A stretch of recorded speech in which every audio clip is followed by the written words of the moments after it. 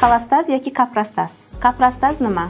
Bu ich qotishi, to'g'ri ichakda axlatning to'planishi va qotib qolishidir. Kaprostaz belgilari. Birinchi, bemorlarda 72 soat yoki undan ham ko'proq vaqt muddatida ichning kelmasligi. Ayrim bemorlarda 10 kunlargacha cho'zilishi mumkin. Ikkinchi, defekatsiyaga bo'lgan yolg'on chaqiriqlar. Uchinchi, ichaklarni bo'shatishga urinayotganda qorin bo'shlig'ida, perineumda va rektumda kuchli og'riqning kuzatilishi. 4. Ko'ngil aynish, qayt qilish. 5. Zaiflik, bezovtalik, ishtahaning pasayishi. 6.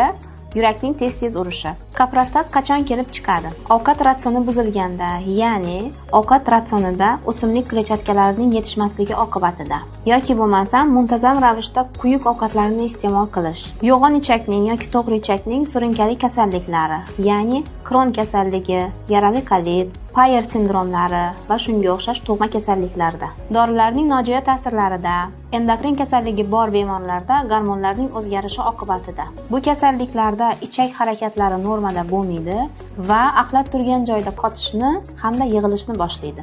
Kaprostaz qanday davolanadi? Davolash bemorlarning yoshiga va holatiga qarab ham konservativ, ham operativ usulda olib boriladi. Kolestazning darajalariga qarab operatsiyalar turli xil uslubda, eng oxirgi texnologiyalar bo'yicha, ya'ni laparoskopik usulda, qorin bo'shlig'ida kam asoratli yo'l